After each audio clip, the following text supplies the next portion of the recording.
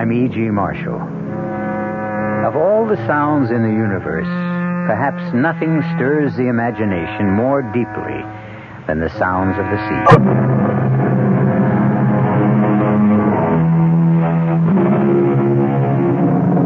Come in. Welcome. I'm E.G. Marshall. Of all the sounds in the universe, perhaps nothing stirs the imagination more deeply than the sounds of the sea. People who have never crossed an ocean can still be transported in a walk along the beach, skirting the lapping tides, or standing high on the rocks with the waves crashing below. There's an eerie quality about the sea, and it conjures strange visions in any mind that is ready to receive them.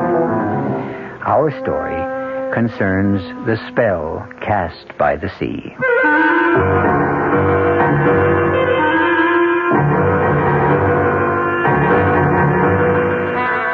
Our mystery drama, What Happened to Mrs. Forbush, was written especially for the Mystery Theater by Elizabeth Pennell and stars Patricia Wheel and Gordon Gould.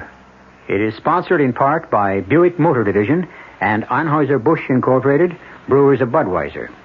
I'll be back shortly with Act One. Excuse me, madam. Oh, I'm in an awful hurry. I just wonder if you could answer a simple question for me. So do I. The question is this. What happens this time of year? Oh, that's easy. The kids get home from camp. Goodbye. Nope. What do you mean, nope? Nope. I mean, I should know when my kids get home from camp. Well, the answer I had in mind was a tad more general in scope. Well, I gave my answer. Let's hear yours. You know, I'm glad you asked. Are you? You see, what happens this time of year is that Buick dealers are giving particularly great deals on all their 74 Buicks. For a family woman such as yourself, I think a neat little Apollo would be just the ticket. It's small, economical, but surprisingly roomy. And it's a Buick, so it's really quite elegant. You don't say. Uh-huh. Now, isn't that good news? Yes. I mean, that you can get such a nifty deal on such a nifty small car. To be sure it is, yes. To be sure. By the way, where do your kids go to camp? Guam. It's a small island in the South Pacific. Guam.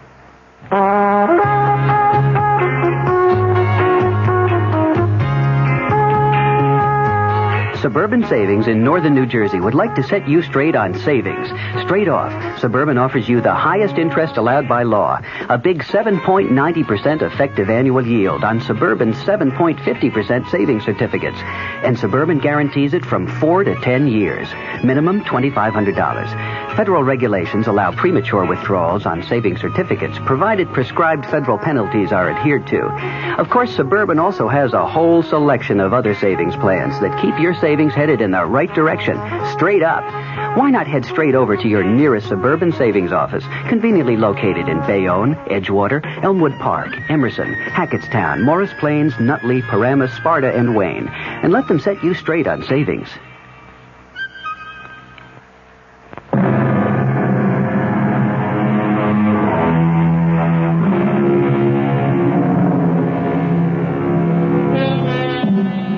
This story takes place at Captain's Cove on the shores of New England.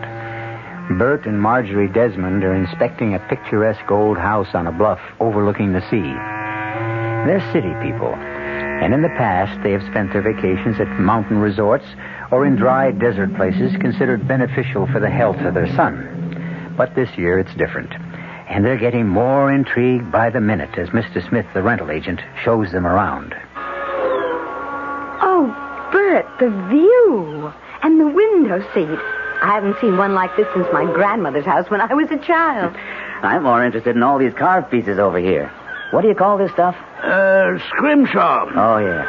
The things sailors made when they had time on their hands. Old Captain had quite a collection. Most of it's over to the museum. What can you tell me about this ship model? A schooner, isn't it? Yeah, that'd be Captain Forbush's ship, Desdemona. Sank, with all hands aboard. Oh, Mr. Smith, is that an island I see way out there? Nope, that's Dead Man's Rock. Oh, what a gruesome name. Was it the scene of a shipwreck? I understand some fella got murdered on that rock. Don't rightly know the circumstances.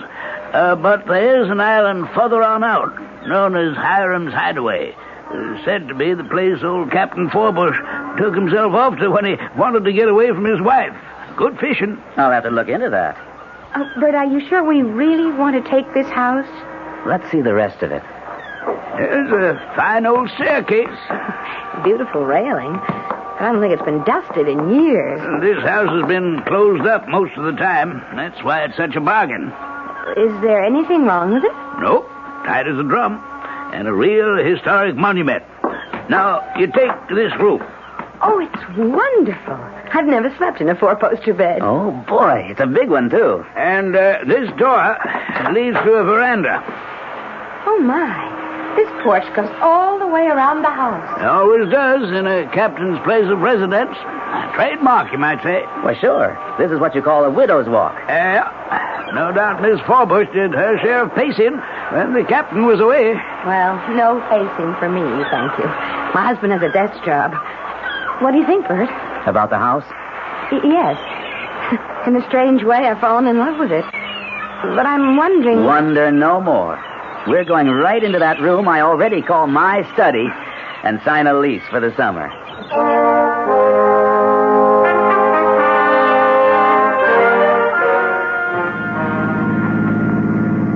Bert. Glad you've come to life. You haven't said a word since we left the cove. I thought you were asleep. No. I've been thinking. And worrying. Worrying? About Robbie. Robbie? I can hardly wait to get his reaction when he sees where he's going to spend the summer. Bert, maybe we've made a mistake. Oh, you're kidding. No. That long, deserted beach and those rocks, it's a dangerous place for a boy. You'll have a ball. But it's not like any place we've ever stayed before. Have you forgotten how much of Robbie's life he's had to spend in bed? I haven't forgotten. But that's all over. The doctor said so.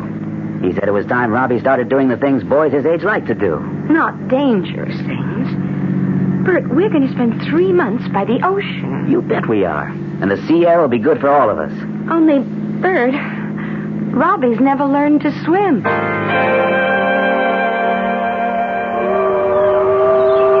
Well, Robbie, what do you think of it? Oh, man. This house is twice as good as you thought it was. I didn't remember it was so musty.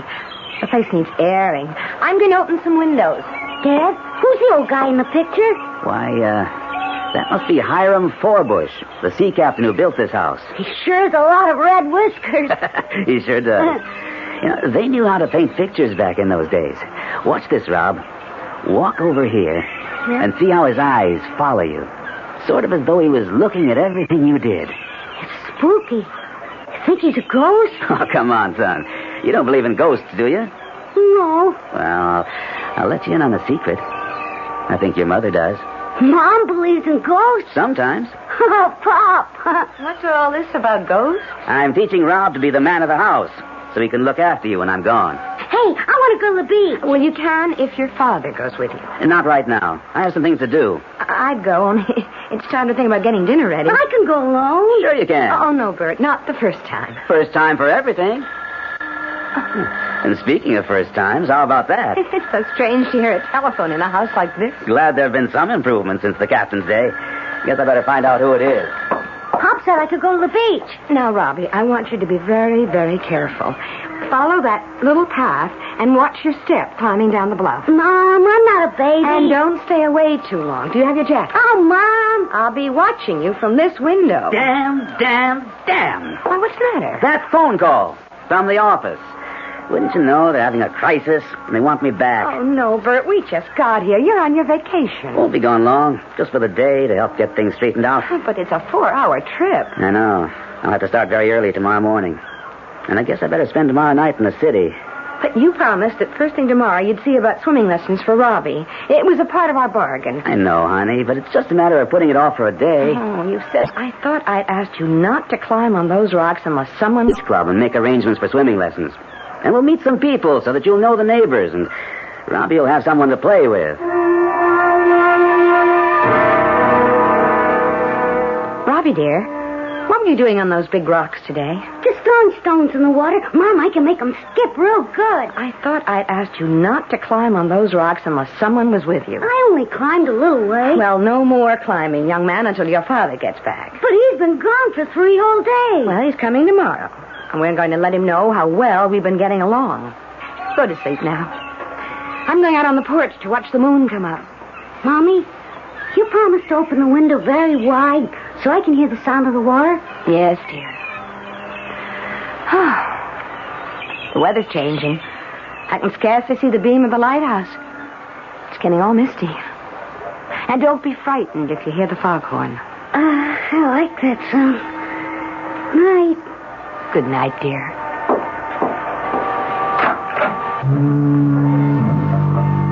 Good evening. Oh. Is someone there? I always stroll the veranda on a foggy evening. Well, there is someone. Who are you? I am Lavinia Forbush, and I presume you are the lady who is staying in my house? Why, I guess it was your house. Only I'm staying here now. My name is Marjorie Desmond. Didn't they tell you, Mrs. Desmond, that I never left this house? It belongs to me. Belonged to you, Mrs. Forbush. Now it belongs to a man who lives in Boston. Ah, he thinks he owns it. No one will ever take my place in this house. Come, let's walk this way. Ah, the fog is creeping over Dead Man's Rock. Just the way it was that night. No, I'm getting rather cold. I think I'll go inside. Poor soul, you need a fine shawl like mine to keep you warm. It looks like a lovely old paisley. Won't you come inside where it's warm? We could have a cup of tea. No, indeed, Mrs. Desmond. I only set foot in my house when it becomes necessary to get something I want. I'll stay right here where I always stay, keeping my vigil. But the fog is closing in. Really, Mrs. Forbush, I must go in. Oh, how thoughtless of me. The damp night air must have chilled you to the bone. Here, let me put my shawl around your shoulders. What about you? Oh, I no longer feel the cold as I once did. My, it is grand to have a woman to talk to once more. Mrs. Desmond, my captain was a bold and adventurous man. He brought me precious gems from India, from Persia, and from China. Oh, dear Mrs. Desmond, you must not make my mistake. You must take your most cherished possessions and leave my house. Oh, but I have no jewels, Mrs. Forbush. Oh, dear lady, you have the greatest jewel of all, a son. How old is your boy, Mrs. Desmond? Robbie's 9.5. Just the age of my Jason. A most dangerous age. I know. I worry about him. And well, you might. What happened to me is history. And history has a way of repeating. Really, I don't think I want to... You will listen to me. Please. My Jason, oh, he was a strapping lad who helped me with the chores around the house. And when Hiram's ship was in, the boy spent hours talking to the sailors, learning how to tie knots and carve those intricate things from bone and bits of wood. My Robbie would like that. And then one day, when Jason was 9 years old, his father came to me and said, I'm taking the boy on a journey. It is time he began to learn the ways of men. Why, Bert said something like... Too soon, I said, too soon. But my Hiram was a very determined man, and when he made up his mind, there was no stopping him. It's only a short journey, he told me. We are taking the Desdemona to the Caribbees, and Jason will go with me. I watched through the spyglass until the ship was far enough at sea to hoist the big sail which caught the wind. You do know what happened, don't you, Mrs. Desmond? Don't tell me any more. I must, if you would save your boy. Late that evening, the fog closed in the way it has now. And then began the long days and the lonely nights. Where is your son, Mrs. Desmond? Why, he's in bed. And I hope fast asleep. You hear that? Yes. Foghorn is a lonely sound. It's a lonely sound for women like you and me when we've lost. Stop trying to frighten me. There's still plenty of time. For what? To take your son away from here. Take him away and guard him with your life. A foghorn is a lonely sound, and a ghost-ridden house by the sea is an unsettling place for a woman who is worried about her son. Perhaps in the light of day, when her husband returns, Marjorie will be able to shake her fears. On the other hand, suppose Mrs. Forbush is really trying to tell her something. We'll find out more shortly when I return with Act 2. There's nothing wrong with drinking Budweiser sip by sip, is there? Well, the brewers of Budweiser think there's a better way. Sipping's fine if you're drinking wine. But Bud is the king of beers, a hearty drink. Look, rinse a 10 or 12-ounce glass with cold water. Then open a can or bottle of Bud and pour it right down the middle so it kicks up a good head of foam. Now, take a big drink and then swallow big. No sips. That's how it should be done. More taste, more beer drinking enjoyment. Thanks to exclusive Beechwood aging, Budweiser has a smoothness that lets it go down especially easy. Sure, it's an expensive way to brew beer, but brewing beer right does make a difference. That's why, when you say Budweiser, you've said it all. Anheuser-Busch, St. Louis.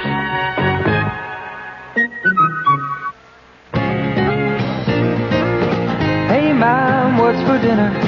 Hey, Mom, what you got? What's for dinner? Your ShopRite supermarket suggests choice beef first cut chuck steaks just 59 cents a pound this week.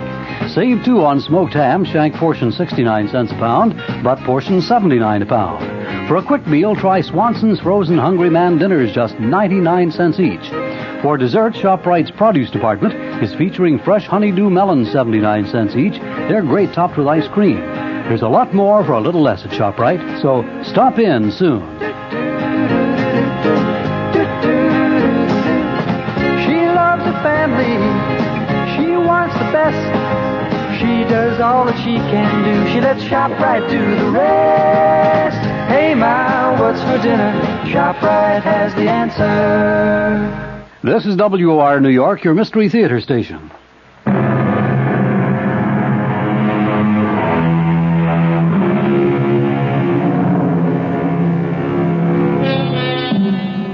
If you're afraid of what the future has in store, perhaps you look to the past for guidance. But Marjorie Desmond has had a strange encounter with the past, which only bolsters the fears she already has for her son. Is it possible that a ghostly presence from a former time can prevent or promote an impending disaster? Marjorie's husband has returned from his business trip, and we'll soon find out how he feels about what's going on. Bert, it's so good to have you back. Way longer than I expected. But I've only been gone a few days. Same old thing. You should be used to it by now. But this time it was different. I mean, this place... Well, now, tell me what you and Robbie have been up to. Bert, I want to show you something. Hey, where did you get that paisley shawl? I like it. So do I. It has such nice mellow colors. Where did you find it? In the old captain's sea chest? No. It was given to me. Well, that's a nice gift. Who's been around while I was gone? You're not going to believe this. Well, let me guess. It was given to you, only it wasn't really a present. You had to pay some enormous sum for it, and now you're afraid to tell me how much it cost. No, Bert. And I know you won't believe me. I won't believe you if you say Captain Forbush came to the door and said, "My dear Mrs. Desmond, please let me in. I've returned from a long and tiresome journey, and it would please me very much if you would cook up some bacon and eggs." No, Bert. It wasn't Captain Forbush. I'm happy to hear that. It was Mrs. Forbush. What? You're going to laugh. I know you won't understand, and I didn't either, only it happened. For heaven's sake, Marge, what happened? It was a foggy night. You sure? Spooks always come out on foggy nights. Now tell me, where did you really get that shawl? I got it from Mrs. Forbush. Let's not play games. I'm tired. She was there. She was where? On the widow's ball. Oh, cut it out. I talked to her, and she told me what happened to her husband. Sure. Mr. Smith told us that. The captain was lost at sea. But Jason... Who in heck is Jason? Their son. Marge, will you please talk sense? Now, where did you get that shawl? I told you, from Mrs. Forbush last night when we had a long talk. Now, I've heard everything. Okay, it's a joke. And I do think it's pretty funny. We're living in a haunted house, so let's enjoy it. If you don't want to tell me where you found that thing, okay. I'll play your game. At least until tomorrow. Don't you want to hear what she had to say? I don't want to hear any more of this crazy story. Come to bed. And tomorrow we'll have a great big laugh over this whole thing. And maybe you'll remember where you really found that shawl.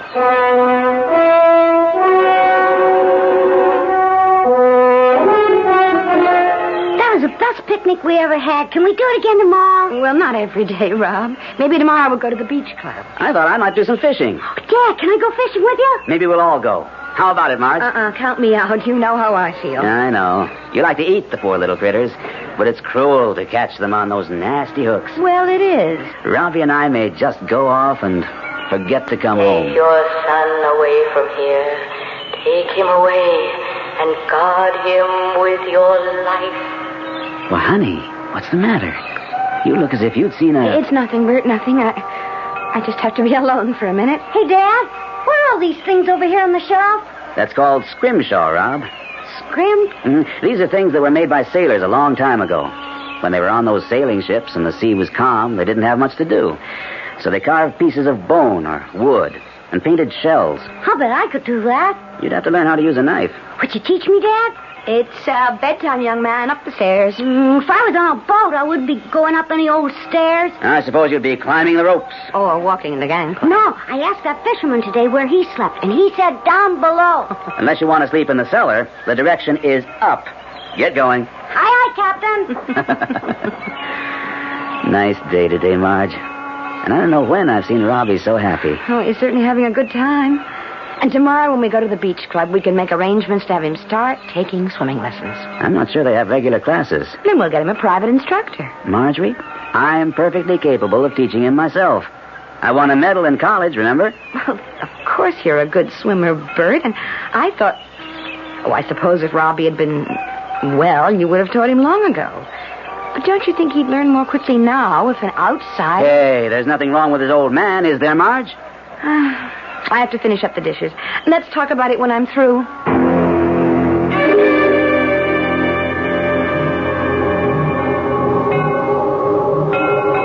Robbie? Don't be frightened. I want to talk to you. Is that you, Mom? No, I'm the lady who lives here. My name is Mrs. Forbush. Say, do you know the man with the red whiskers? He is my husband. Maybe you could tell me about that boat on the shelf downstairs and all those other things. That ship was one of the proudest vessels to sail the seven seas, and Captain Forbush himself made that model. Do you think it would sink if I tried to sail it? Oh, you must never, never try. Oh, my dad won't let me even touch that boat with the sails. But I can play with the other things. You know, the bones and the shells. I know. And I brought you one that was a favorite of my son. He was just about your age. Now, do you have a candle I can light? There is one over there in the bureau, but I could just turn on this light. No need to waste electricity. I never had it in this house. That doesn't look like a match to me. A tinderbox. Best thing in the world for striking a light. There. Now, Robbie, what do you think of this? Wow. What a big shell. This is for you, Robbie. To keep for Jason while he is away. Where's he gone? I'm hoping you will help me find him. Oh, I'll be glad to help you. Because if he was here, we could climb the rocks together and explore that pirate's cave. We'll look for him, Robbie. We'll look for him together. So now, if you will come with me... I couldn't go anywhere without asking permission. But this is my house, and I am giving you permission. But I still couldn't go without asking. Quickly, boy. Come on. Put on your clothes. Mom! Dad! What is it, Rob? Why, Robbie, what are you doing with a candle burning? You know how dangerous... I didn't light it, Mom. You tell them, Mrs. Where is she? Where's who? That lady, Mrs. Forbush. She was standing right there. Oh, good Lord, not in here. Rob, there's no one else in this room. You've been having a dream. No, Dad. Honest, she was here. Look what she gave me. Not you, too. Say, that's a very interesting shell. So where did you find it? Dad, I didn't find it. Mrs. Forbush said it belonged to her son and I could borrow it until he comes back. That's a likely story. You can make up a better one than that. But that's exactly what she said. I'm going to help her find him. And when he's here, we can play together down on the beach. No, Robbie, dear, that's not possible. You're both being impossible. But the trouble is, we have to find Jason. Oh, stop it, Robbie. I won't hear any more about this Jason. Rob, you've had a dream. It seems very real. But now it's over.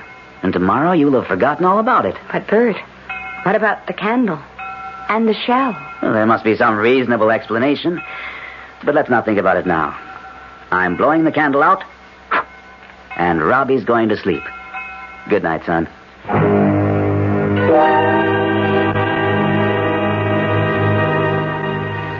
You've been playing a joke on me, and I'll admit it's been a good one.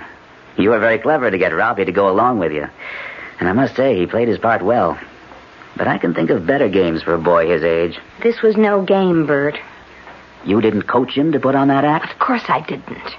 Well, if it was a nightmare and he dreamed all those things about Mrs. Forbush and her mythical son, it was only because you filled his imagination full of stories. I have never mentioned either Mrs. Forbush or Jason to Robbie.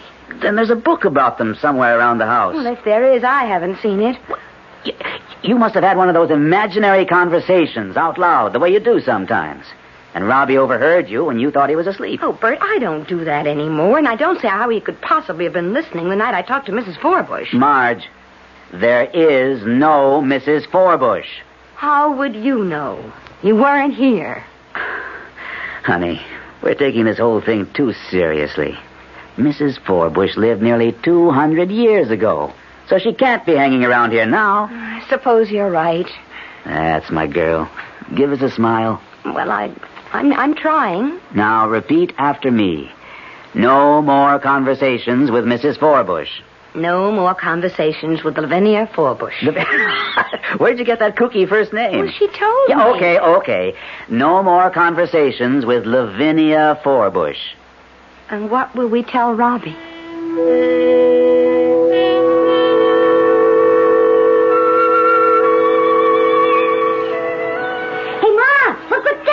He's teaching me how to catch fish. Oh, well, it looks as though you bought out the store. But did you get my groceries? Yep, groceries are all right here.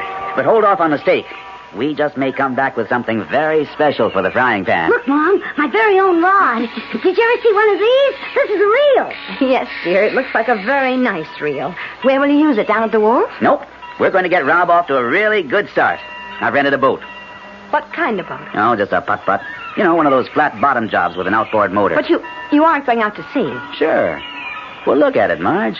Smooth as glass. What do you know about the tides and the currents? Marge, we aren't planning a trip to China. Where are you going? To that island. It's so clear today, you can see it from here. Don't you worry about a thing. See? I bought him a life jacket, and he's going to wear it every minute of the time. We promise, don't we, Rob? Sure, Pop. Promise me you won't go far? I told you, we're only going out to that island. When Mr. Smith said the fishing is good. What did he say the island's called? Hiram's Hideaway. Oh, yeah. Sorry I asked. Have a good time. If you stand on the porch with the binoculars, you can watch us most of the way.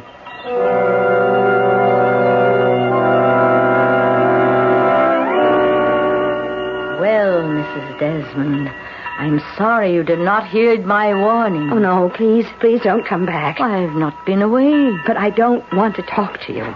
It was bad enough that you upset me, but you had no right to bother my son. It was you who interfered, Mrs. Desmond. You and your husband. You spoiled it all. I was trying to save your son before this happened. Nothing has happened, Mrs. Forbush, and I won't let you alarm me anymore. But you are alarmed, Mrs. Desmond, and well you might be. Why did you let him go? See, they're already out of sight.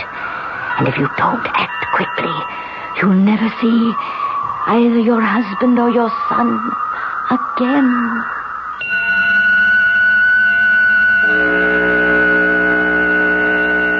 This time it seems more likely that the predictions of the ghostly Mrs. Forbush may come true. Marjorie is a worrier, but after all, Bert is not a seasoned sailor, and Robbie can't swim. No, they're not setting off for China, but they are tempting fate. And it's too late to turn back now.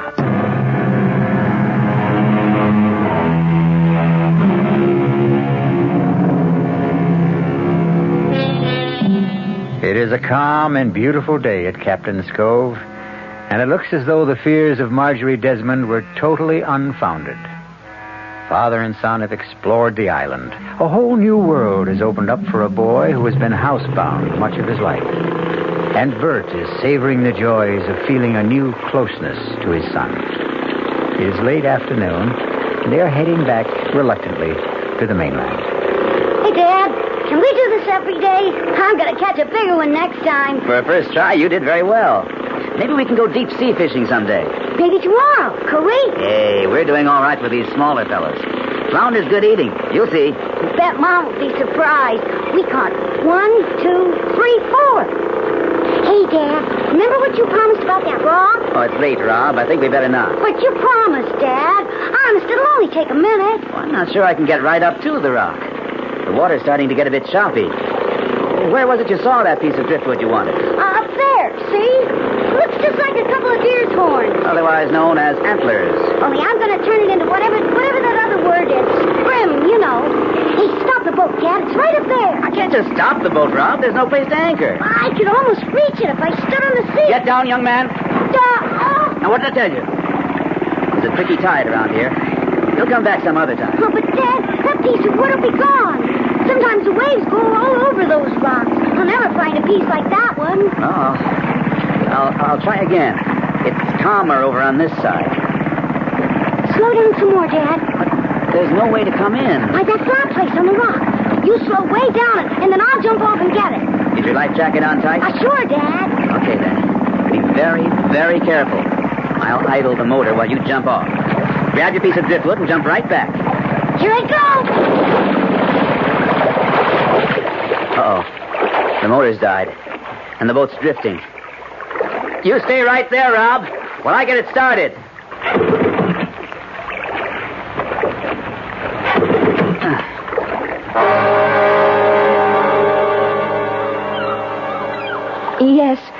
Yes. I want to speak to someone at the boathouse down by the pier. The place where you rent boats to go fishing. Hello? Hello, this is Mrs. Desmond. My husband and son, are they there? No, they rented a boat from you this morning to go to the island. Well, I expected them back long before this, and I was afraid something might have happened. Well, I know it isn't late, but it is beginning to look stormy, and I can't see the island anymore. Could you send someone out to look for them? The Coast Guard Patrol?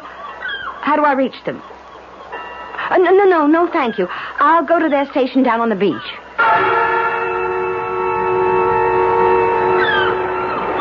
No use going to the Coast Guard station, Mrs. Desmond. They've taken the cutter and gone in the other direction. But Bert and Rob, I'm afraid they're in trouble. They are in trouble, Mrs. Desmond. Out by Dead Man's Rock. Then we must send someone after them. No one to send, unless we do it ourselves. How can we? I've done it before, and if the two of us pull together... What are you talking about? The rowboat over there. Can you handle an oar? Well, once I knew how to row, I'm not sure that I... Hurry, Mrs. Desmond. Before the storm sets in, I'm aboard. Well, an old boatway. It's half full of water. No time to be choosy. You fit this oar in the lock while I shove off with the other one. There's a hole in the bottom of this boat, Mrs. Forbush. This is madness. We'll never make it. Pull, Mrs. Desmond. Pull. The sea is getting rough. Aye. A storm is brewing. We must turn back. Too late, Mrs. Desmond. Too late. We must fulfill our mission. That rock seems further and further away. Oh, Mrs. Desmond. Oh, you're all.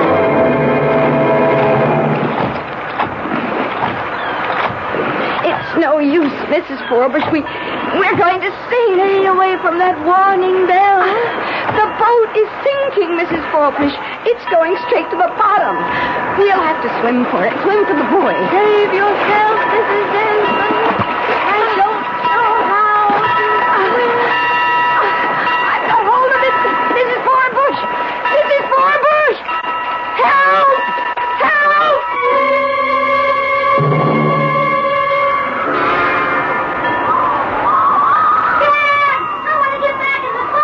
Stay right there, Rob, until I can get closer. I can't seem to get this darn motor started. Hello? Who are you? Hiram Forbush, at your service. Captain Forbush? Yeah. Are you in difficulty? I can't seem to get this stupid motor started.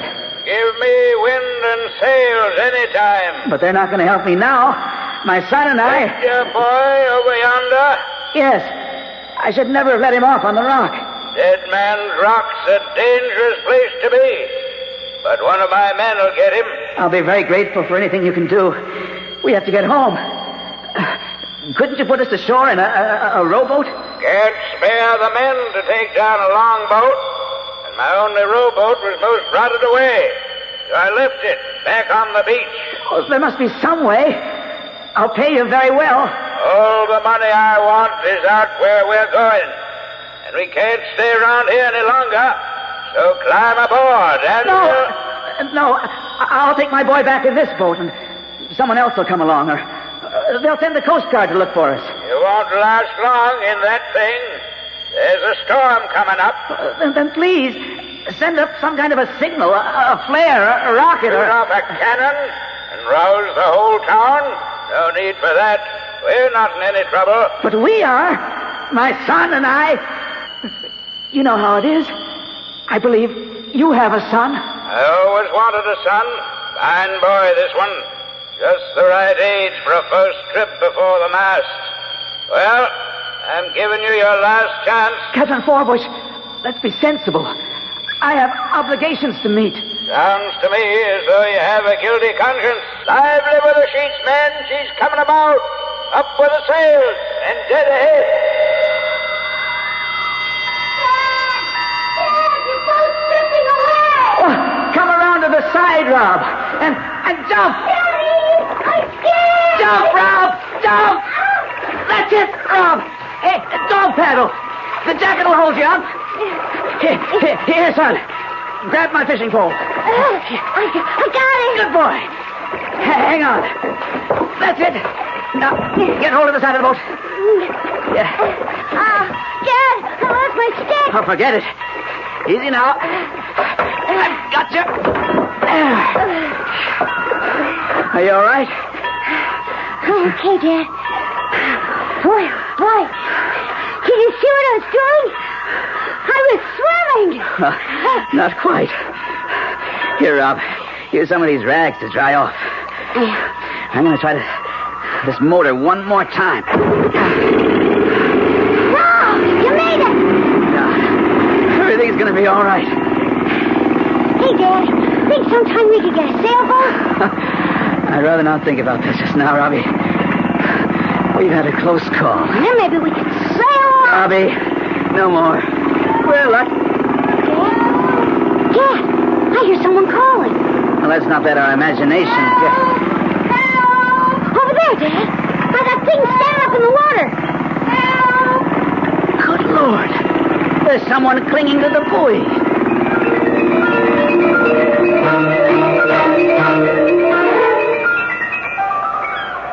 Marge, are you warm enough?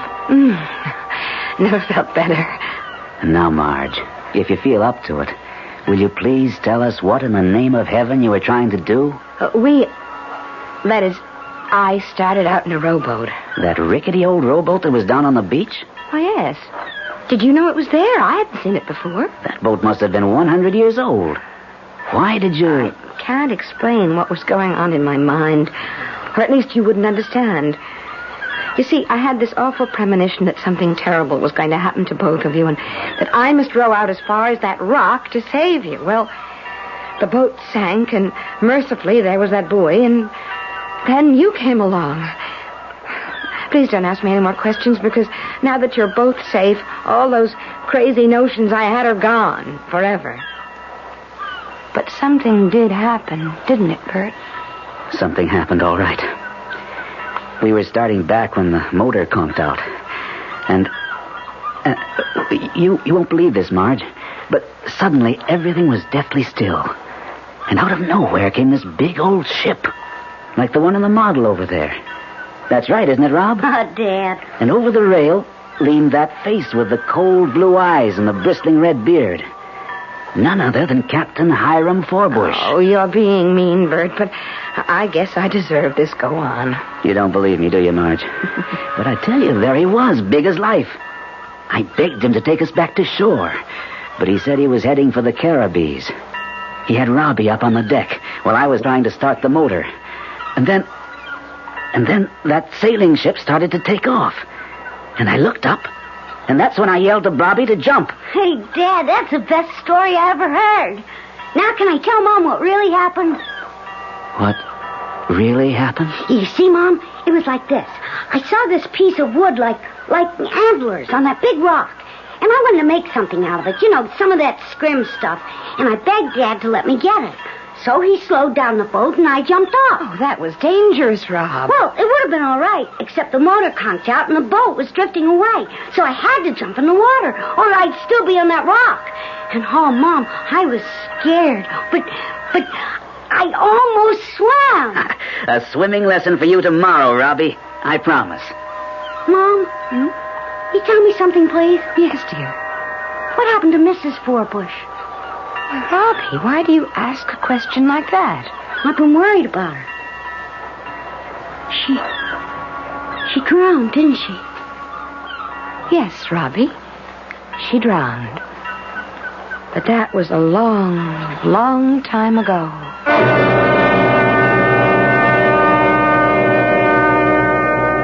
What happened to Mrs. Forbush was not as important as what happened to the Desmonds. A possessive mother learned she must loosen the bonds with which she held her only child, or live in an ever-present nightmare of fear. And a self-centered father discovered that if he neglected his wife and son, he ran the risk of losing them. Such lessons are learned and sometimes forgotten in strange and frightening ways.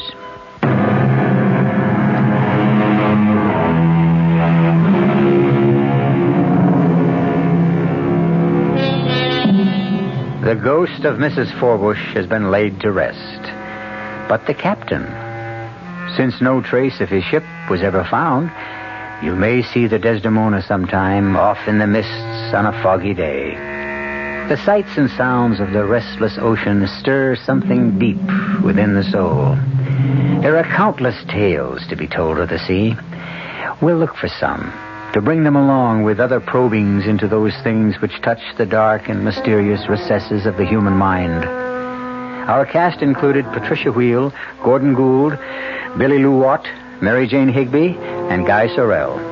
The entire production was under the direction of Himan Brown. This is E.G. Marshall inviting you to return to our Mystery Theater for another adventure in the macabre. Until next time, pleasant dreams.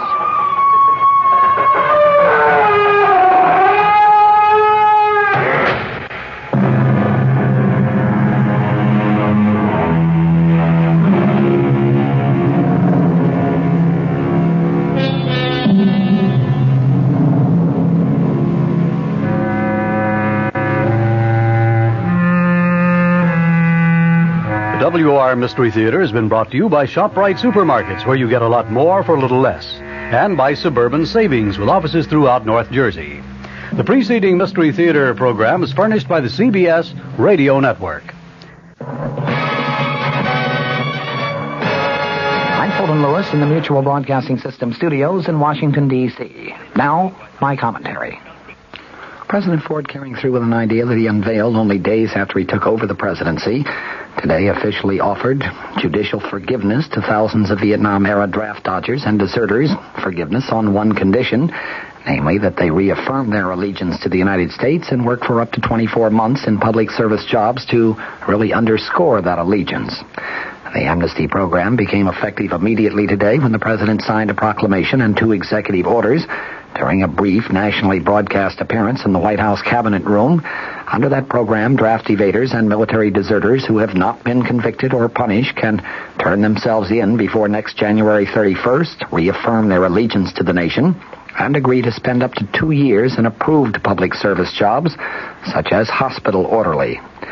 The length of service, the president explained, could be reduced for mitigating circumstances.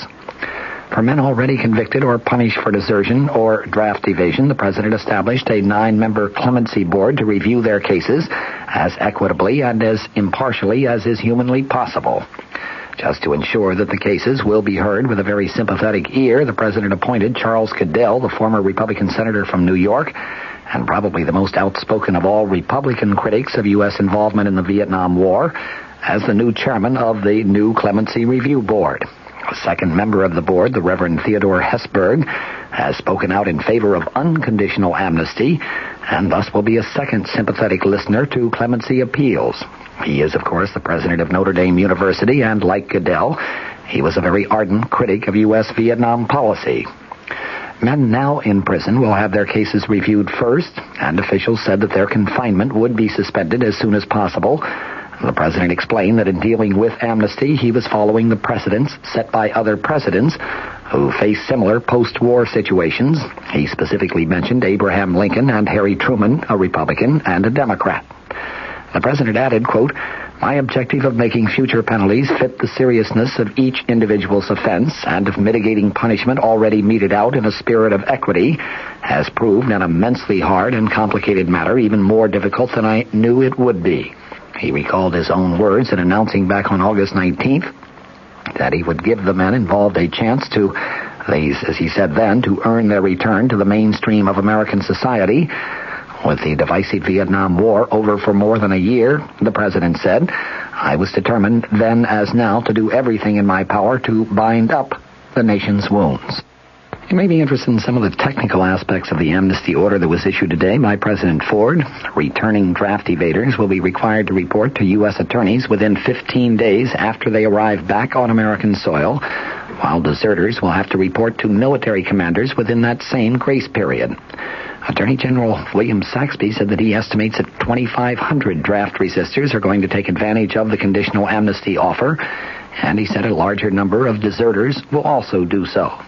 Questioned by newsmen as he left a congressional hearing, Saxby said that the president's plan goes right down the line with recommendations submitted by both the Justice and the Defense Departments.